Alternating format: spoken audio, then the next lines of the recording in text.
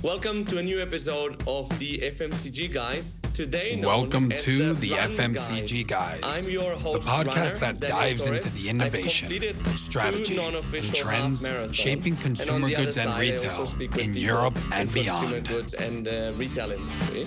And looking at my right in lane 2 is my co-runner, Efrain Rosario. Hey, Efrain, how are you? Good, Daniel. Good to be with you as always on this run. I know that you've completed a few like half marathons and so on, right? Tell me about it. Yeah. Well, in preparing for this episode, I had to go back and think about it. I think I've done 5 official half marathons, and then I've done one unofficially, just with a friend during COVID when they canceled the race, and we just said we're gonna go do it ourselves anyway. Nice. I did my non-official ones, which were like getting together with some friends and just having the challenge also during COVID times. Well, I've got my shoes here right next to me. The ones that there you go. The majority of those the brand kind of rings the bell. I kind of saw the brand there. So yeah, that's a little bit of a hint for you folks. Although it doesn't work quite well on audio, but for those of you maybe with video, you can see the brand. With the title of the podcast, they can probably get an idea, because in lane 1, coming from the coolest running company out there, it's Chris Mahaut from Brooks Running. Hey, Chris, how are you? Hi, everyone. Hi, Daniel. Very good, and you? Reporting live here from Seattle. Very good, very good. We're 9 hours into the future, and for now, things are going fine. The world is the same complicated as it was. Yeah, we hope you leave it in the same state when it gets to you, Chris. We'll check back tomorrow. Happy Friday, guys. Happy Friday. So on the podcast, we were chatting before. We had a colleague, so to speak, of yours a couple of years back already, who was Matt Dodge, who's the MD of International at Brooks Running. Great chat, by the way. We'll leave it in the digital liner notes in case you want to look into it again. But one could argue that the commercial side, buying the shoes, is only the tip of the iceberg, no? So there's a lot to tell behind how the shoes get to the shelf, and probably more that we'll hear about in the next few years. So that's why we brought Chris in to speak about supply chain, which she's heading up at Brooks. So actually, on this point, Chris, what's your point of view on the iceberg, on my iceberg theory I just made up?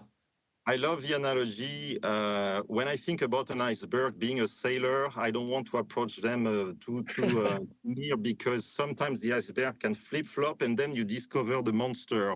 And maybe this is what we discovered during the COVID time, that there was a bottom to this iceberg, and that was a foundational to the rest of the iceberg we usually see. I think there was a ship called the Titanic once that crashed into an iceberg and was a bit of a disaster, right? How did that turn out? I can't remember. Does anybody know? I think that in the audience. A guy called Leonardo DiCaprio was on board, I think. Okay. Okay. Well, let's go to the serious things. Chris, you've worked in supply chain for a long time, but how did you end up in supply chain? Well, that's a good question. Originally, I did not envision to be in supply chain. My original background is actually in computer science engineering. I had an early appetite for international business management at the same time, but I started my career at L'Oréal. I had the chance to start at the direction of the organization in the center, to be part of a SWAT team in Europe, with the mission to standardize our European countries in operations. That meant concretely during these first years, to review the operational process of each business unit in Europe and realign the order to cash cycles, the demand and supply planning process, the warehouse management process, and all that good stuff. Also, the foundations of the language of the company at L'Oréal.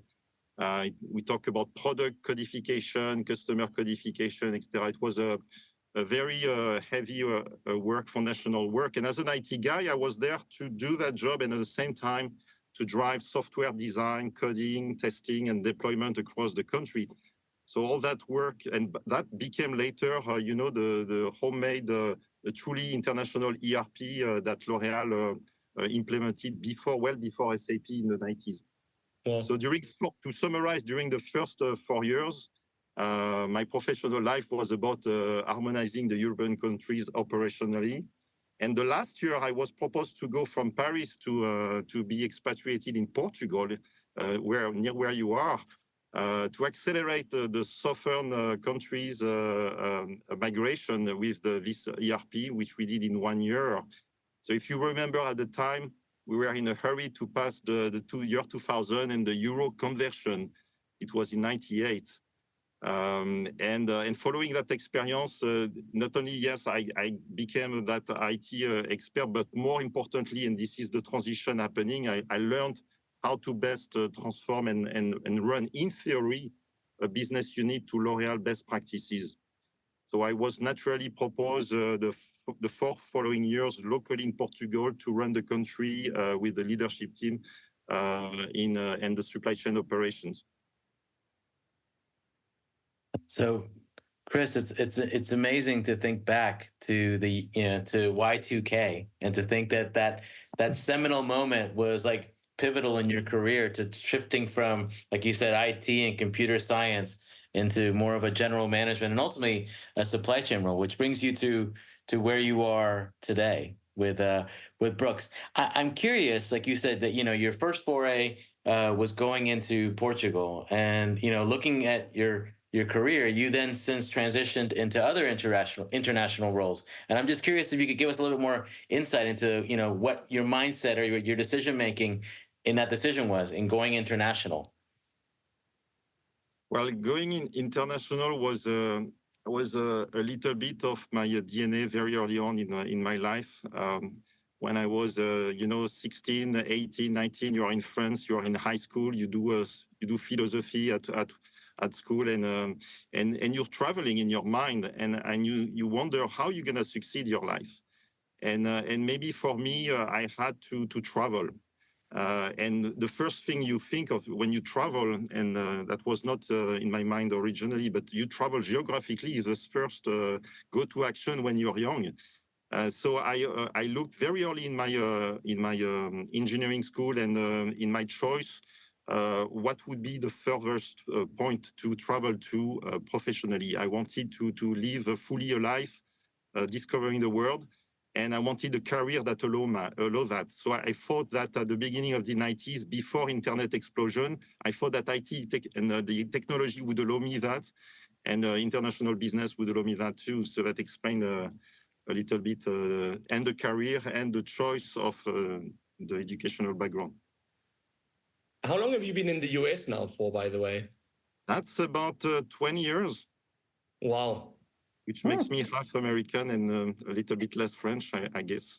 Well, and Chris, I saw that you spent some time in my adopted hometown in the U.S. in Atlanta. So we'll have to talk later about Atlanta stories and seeing how that town has evolved. The Peach State, yes. Exactly.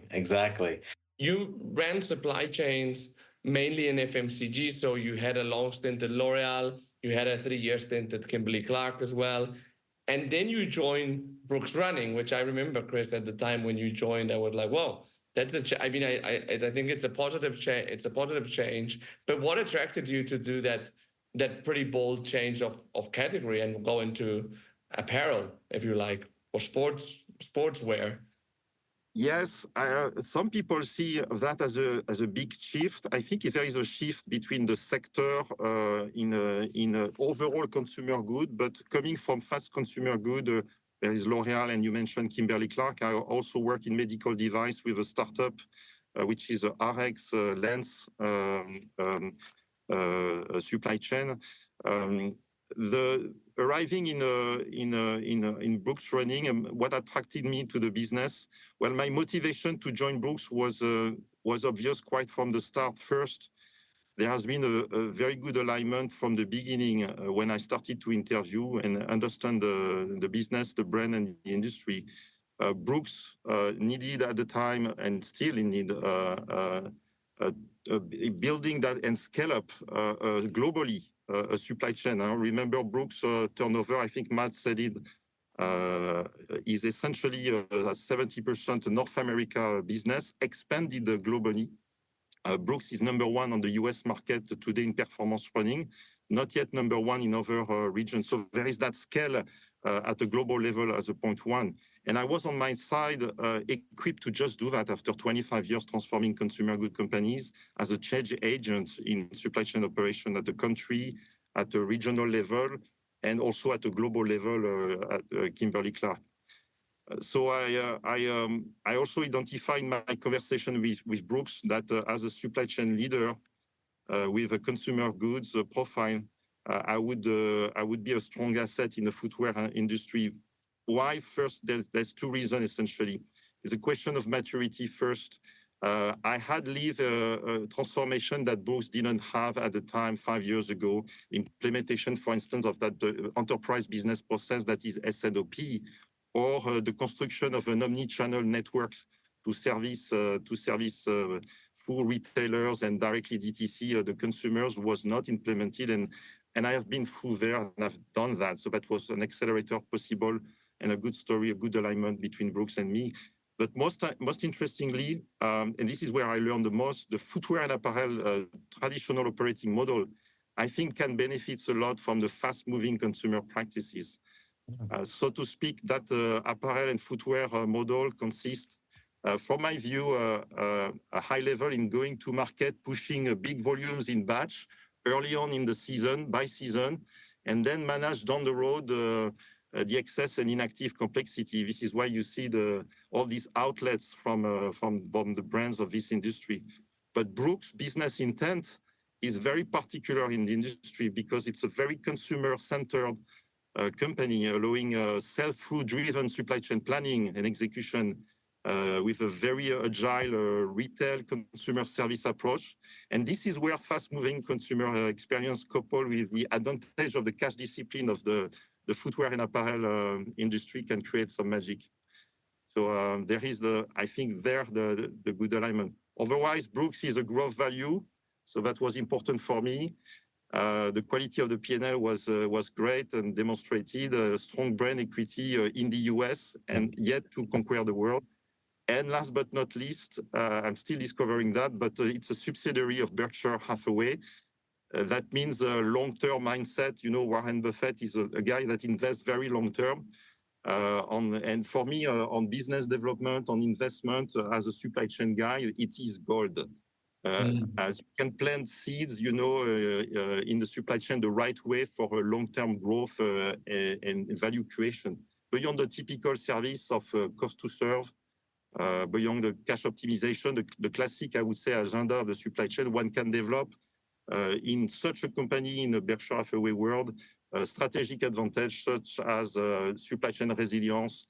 We can work on the responsibility in supply chain or agility, which is a long-term, I would say, construction as you build a supply chain.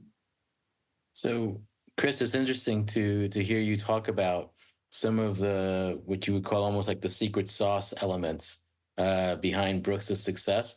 And I was going to ask if it would be, is it safe to assume that some of those things that you mentioned, if not all, are what's behind some of the amazing results that Brooks has reported recently? Like I just saw that they reported a 5% increase revenue year over year in 2023, and it looks like, you know, it's just continuing to continue on that track. Would that be a safe assumption for us to make, that there's a really positive correlation between those two things? Yes, it's partially true. I think I can try to paint the reason for success for Brooks, but maybe in a nutshell, what success means.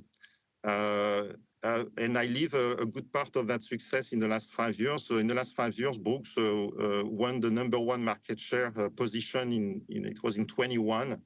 I arrived in 2019 in the company in the US, which is the biggest running market in the world. So when you live such a moment and you became the #1 on the NPD panel of today's Circana, and you look at the sell-through market share information, you cannot believe it. Say, wow, that focused running brand that not as big as the other big guys in performance running, being on the top of that market, which is the #1 market in the world. So why not the rest of the world?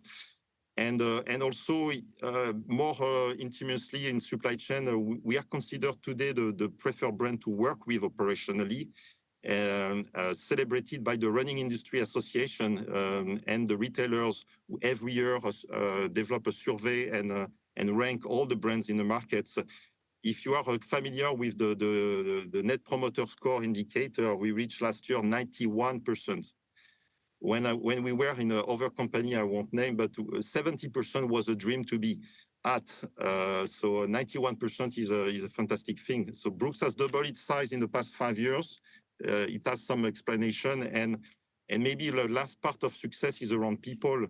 It's today ranked in an international survey as the top quartile benchmark for its people culture development. Imagine by that organizational pride or a culture of innovation, culture of collaboration, or diversity, inclusion, environment.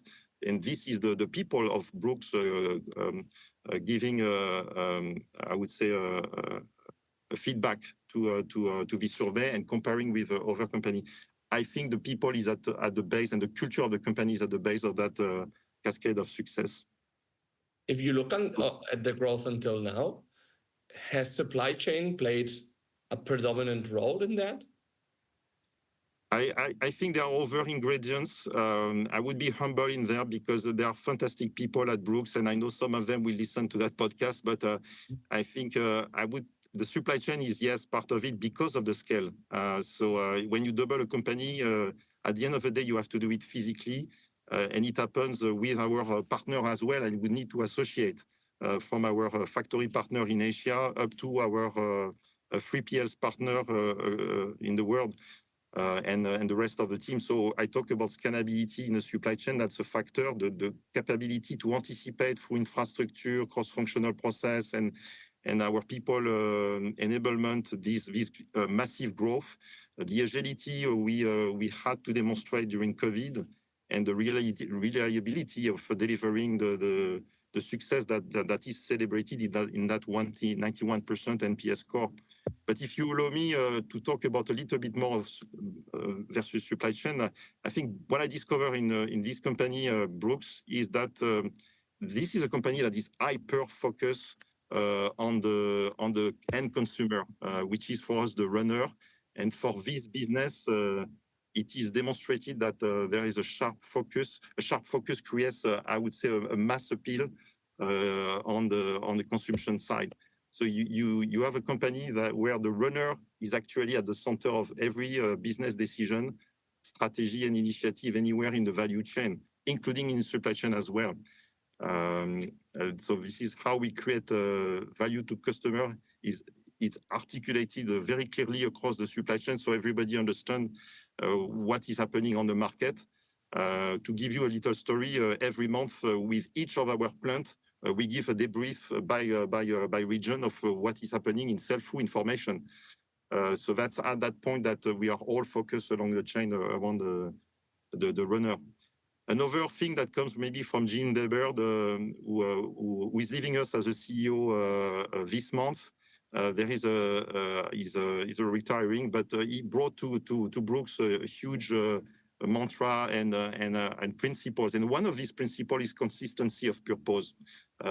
Brooks believes in a world where everyone is welcome to run and has a place to do it. And it starts by a great product. Product design and innovation is fantastic. The attention to details in a product development and leveraging any angles of biomechanic performance, injuries prevention, safety, etc. And there is a run side lab that is constantly in connection with the runner.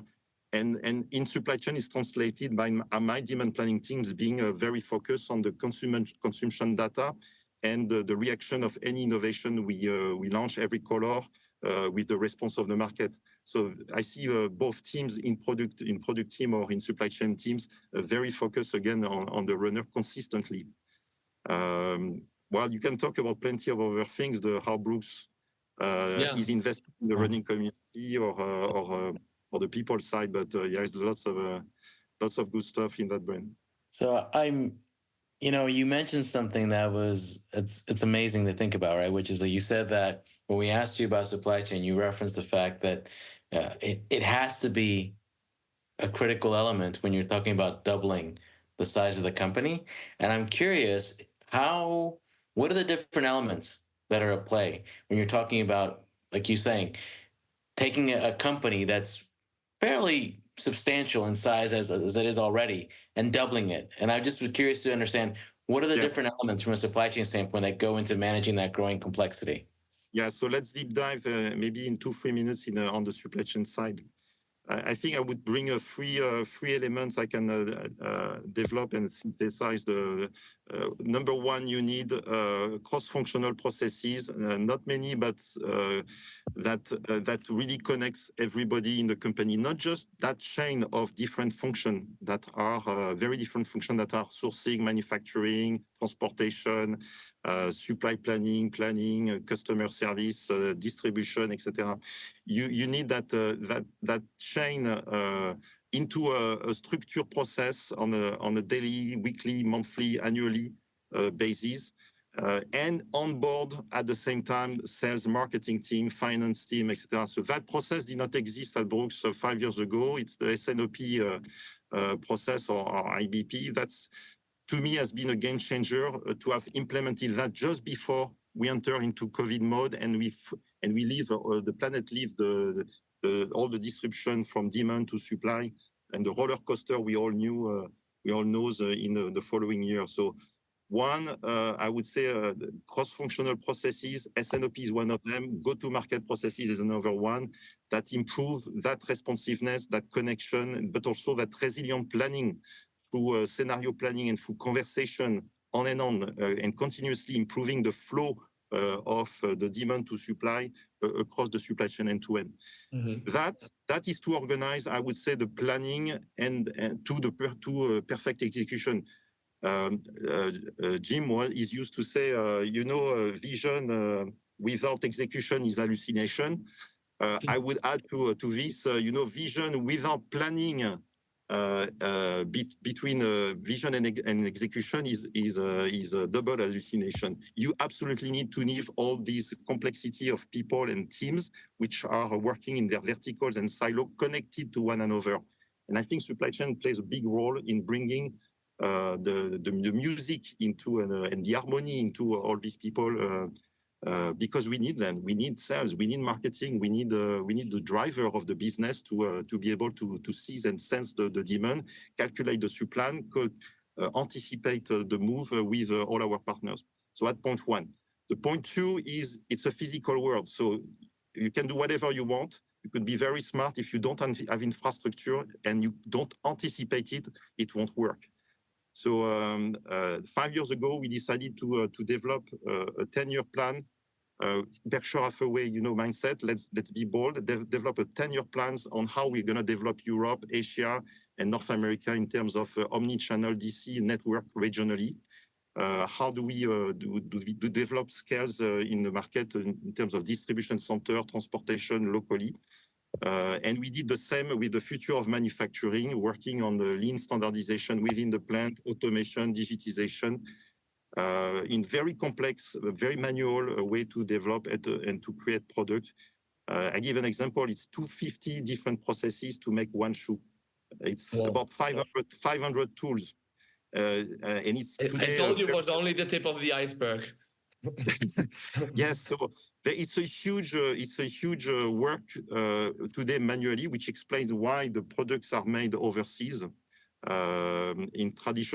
Originally in China, today in Vietnam, Indonesia. But there is also a huge appetite with our factory partner to automate, standardize, and digitize that world. So that's a long-term investment we are working on, and we are seeing now an acceleration of it at the plant, but also at the DC, where robots are arriving and help us to massify the seasonality and absorb faster and better the seasonality. For instance, the holiday season with the Black Friday every year. So the plants, investment on the plants at the DC and the network, but in between optimized transportation plan with constantly evolving carrier mix and routes between Asia and the Western market, and diversifying these routes for resilience. As you can imagine, especially in the US, we have bottlenecks in some ports. but also accelerated lead time and enabling scales in transportation is very important.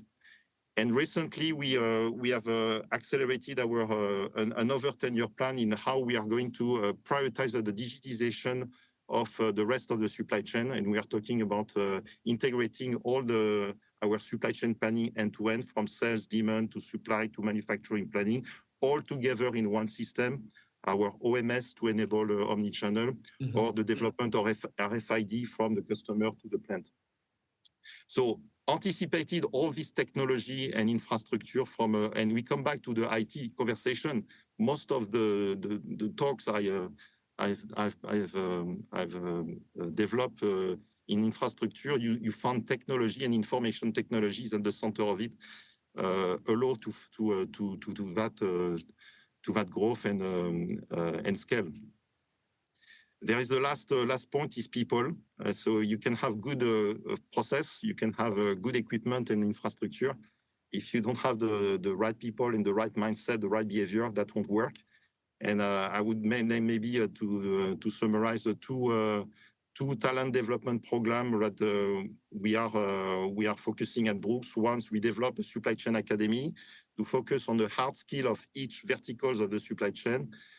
So basically, imagine the setting of operational excellence for each step of the supply chain, and we let anybody in the supply chain to take course and class to learn about demand planning, supply planning, etc. And the other one is to work more on the soft skills. And this is taken by HR, not on my side. The program is called Connect, and we work pretty much on the mindset and behavior, the personal growth, the performance management, the workplace culture, the communication models between us, and it creates that Brooks language that we use. That's very useful when you start to think about moral or culture of feedback or how to manage healthy conflict, things like that. And we're in a world where, like, when you think about it, like you started in 2019. You know, when COVID hit, we thought, well, what more could happen in the world, no? And obviously we've had the Suez Canal event, we've had a war in Europe. You know, we're rocked by all kind of political, tactical power wars in the world. How and that obviously affects global flows, right? So how do you see like these global challenges affecting the supply chain, and what are you doing about it? It has been what you mentioned has been dramatic. The COVID has been, I never saw that in my career. Obviously, nobody saw that coming, and it was a unique experience. I say it was because I think this is probably the next quarter, the next 2 quarters, we are coming back to normal only now, because there was some aspect of inventory aftermath that we all live. Don't say that yet. Don't say that yet, Chris, because you never know what can happen. That's for sure. So COVID is one of them, but in that uncertain world and surprising world, our supply chain has been through the Panama Canal drought, for instance, which delays some shipment when we start to diversifying East Coast versus West Coast in the US. So we go from Asia through the Panama Canal to reach Baltimore. And thanks to the Panama Canal drought, where we could not develop that resilience, but thanks to that, we avoided Baltimore drama with that container that hit the bridge. We were so happy. But at the same time, we believe that we should have a second way to reach the East Coast of the US from Asia. The Middle East crisis is another example that is currently touching our supply chain in Europe, delaying by 11 days our inbound flow. By creating some out of stock or some delay in the business plan. It's unfortunate, and I will not talk about the Ukrainian war in Europe. We have a war in Europe, and for us, very concretely, it made me stop a promising, train line between Asia to Europe. Wow. We talk about the Silk Road. The Silk Road is as some truth. We are trying to reduce the CO2 emission per unit for our product, and having a train from China, Vietnam to Hamburg is a fantastic thing. It's a very efficient way to do that, but today we cannot do it because of a war. So it's frustrating. So yes, there is in that part the VUCA world we have suffered, but at the same time it's a way to develop advantage in the brand. So to that point, Chris, and I want to mention something that you referenced just a second ago, which is sustainability and carbon footprint. And I'm curious to get your perspective, not just in regards to supply chain's role to play in a company's sustainability strategy, but more generally, how can supply chain be a strategic function at the core of a company's overall strategy? Yeah, that's a very interesting question. It should be a central question for any head of supply chain. It is for me because this is where the supply chain can develop most of its benefits. At the beginning of my career, when I was in Portugal, to me, supply chain was okay. I need to deliver service. Service is on time, in full. We need to have quality in our product and quality in what we do. Across the supply chain, in service, in customer service, etc. And we need to be efficient because you have a CFO behind your back say, hey, cost to serve, too expensive, too much inventory, etc. So if you limit yourself as a supply chain guy in these three buckets or 3 bullet points, I think you miss the point. Today, what could differentiate also a brand vis-a-vis the competitor and really create excellence with your partners, including retailers, and be seen as a preferred brand from a consumer perspective is to develop also your ability to be fast, your ability to be responsive in front of the areas we discuss, the ability to be adaptable and agile, to seize the opportunity in collaboration with your vendor, your customers, the ability to be resilient. I think the resiliency is an important word. It's an advantage today to have coded in your structure, in your infrastructure, in your IT, in your people, resiliency and responsibility. Supply chain responsibility is a new domain to me. There is, I think, with compliance and ESG, increasing expectation and attention to the brands, the business, and the leaders.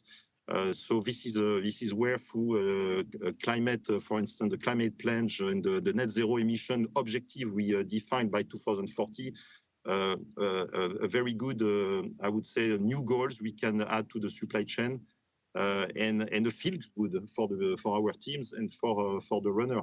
Running it's a simple sport for anybody having 1 or 2 legs, I would say, and a planet to run into, but you need the planet. So creating that responsible supply chain, I think for all our teams is something that feels good. So you have it with recycling material also, and the way we try to minimize the impact on the CO2, not just physically at the plant, the DC, etc., but also the way we reduce or improve accuracy in our plan to avoid excess, obsolete, too much product, or to optimize transportation, for instance. So all of these I would say, advantage or goals we could add to the supply chain, all of that develop a competitive advantage and new goals to the supply chain. So if you just do that, expand your supply chain goals to these new challenges, and at the same time you develop your strategy in supply chain in the middle of the business, in the design of the business strategy, be in the conversation, and being well understood by your partner in the company from a finance point of view, from a sales point of view, from a product innovation point of view. You can link and you can give back value to each of these bodies. So it has to be central. It cannot be differently. So to me, a sign of success is when your CEO, at the end of the day, when you do that, talks to media or to our customer, and for instance, that person, that CEO, sell how the company's supply chain agility, how that speed helped gain the market share, add revenue, or fuel the growth by taking a cost and cash out of the supply chain, reinvesting into the brand. So that success means that maybe you have been helpful in the middle of the business strategy. Yeah, and probably I'm sure that you've learned many lessons in your career that have brought you to this conclusion and to really have this vision in supply chain. if you had to choose, like, from all the lessons that you've learned in your career, Chris, and had to go back to your younger self as you were graduating and entering the workforce, and give yourself one piece of advice with everything that you've learned, what would it be? It would be an advice I would give to my kids today. They are grown up today. They are 22, 24. But I think at that age, when you're 20, I would say to me, you know, Christophe, you have to move away from your comfort zone. I think I did, but you have to move away faster and in a more bolder way. You have to embrace the uncertainty, the novelty, the difference, because that will make you grow to your full potential faster, and also you will progress the world around you. There is a two-way benefits in moving away from your comfort zone. And maybe I would add, and that's maybe my Frenchness, have a touch of savoir-vivre with others and yourself, because you know life is too precious not to have fun in life. Agreed. I mean, yeah, I can only second that. I think that it also depends on your personality in that point. But yeah, I think that having a good balance of work, but also keeping like things that are dear to you, like friends, family, or whatever makes you happy ultimately. Don't forget a big one. Running. Of course, getting time for that is important as well. No, but it is. I mean, I think that physical exercise it has a mission as well, no? Yes, totally. But running is not just about heartbeats and step and performance. It's also how you feel about it, and how it affects also your mind, your soul, and your well-being down the road. Not just in the moment of the run. I would say mostly after the run, after that shower, during the week after those runs. Yeah. That is a good feeling. So Efrain and I will try to draw some conclusions from the conversation. The first one I can say is, now I understand why I can't find Brooks on a discount, because since you have this very customer-centric supply chain, and I think, how did you put it? Like a sell-through supply chain, it's difficult. You're adjusted to your demand, so you're not pushing all this merchandise out, which then you can find for a third of the price. That doesn't happen with Brooks. No, that's the marriage between fast-moving consumer good and also the quality of the footwear industry that is very, very keen on the inventory. But at some point, you have to follow the runner, the consumer. You cannot push the runner and the consumer. You have to be behind it, understand it. And in supply chain, it means you have to track sell-through. You have to understand it to get to the true demand. Exactly. What else, Efrain? What did you write down on your famous notebook? Yeah. No, I loved how you concluded the advice section, Chris, and talking about not just how you feel during the run, but it's about how you feel after, and it's about its impact to your overall well-being. I truer words could not be spoken. I know personally that I look to running as one of those savoir-vivre things that I need at the end of my week or during the week, just to give myself that feeling, that rush, that high. So I love that you mentioned that at the end. But coupled with that, some of the other things I took away from this is that I think when we were talking about supply chain's role in a company's overall strategy, you've pretty much outlined a manifesto or part of a new manifesto for heads of supply chains everywhere, right? Where you talked about, these are the things, if you as a head of supply chain aren't thinking about today, you probably need to start doing. And I think that's gold dust. I mean, that's just, those are nuggets of wisdom for our audience. So for me, that was a real clear takeaway. Daniel, what about you? What else did you write down, or did you type as we were talking? I wrote down a lot. So one of them is like, I think it's definitely worth reminding, like, the key elements of the supply chain these days, like for, I would say, present and future. So one is cross-functional processes. So really that supply chain can't be in a silo. So implementing IBP, SLP that brings sales, marketing on board is super important. And for example, helped a lot with COVID. You have the fact that we're in a physical world ultimately, and we need the infrastructure for things to work. And then we have the people element, right? So to have the right people, but not only the right people, but the right programs in place, the right vision in place. And yeah, really it's, the people place thing is something so magical when it works, but so difficult to break. So to be really working on it all the time is super important. Absolutely. And I really also enjoyed the way that you expressed this, Chris, where you talked about, a lot of people talk about wanting either working or wanting to work at a growth-driven company. But I think what was fascinating about what you said is that to work or to become a growth-driven company requires transformation, right? Because you outgrow your current capabilities, and that in and of itself is a new challenge for a company, and one that they have to embrace as well. So I think that, it's almost like sometimes, those of us who are parents, we sometimes remind our kids, like, you want these things, but you don't want the work that goes into getting those things. So we have to say that to be a growth company, you need to also drive transformation. And that's why transformational leaders are so important.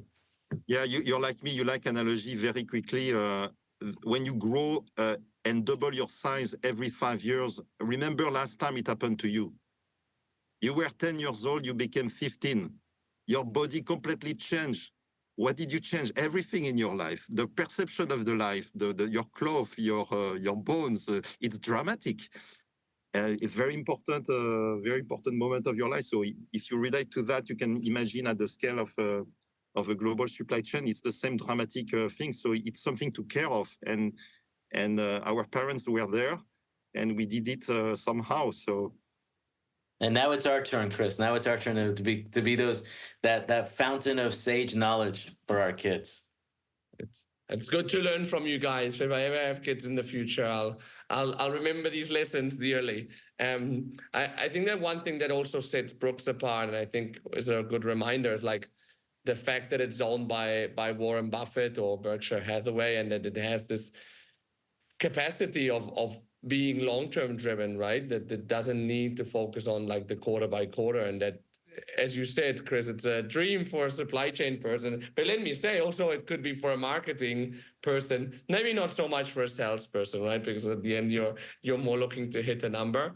And one other thing about Brooks that I think is really interesting is how consistent you guys are. Because when we had Matt Dodge here, we named the podcast The Runner at the Center, right? So that's really what you talked about here as well. So congratulations to you guys on the consistency, which I think is very important for the leadership of the company to be consistent.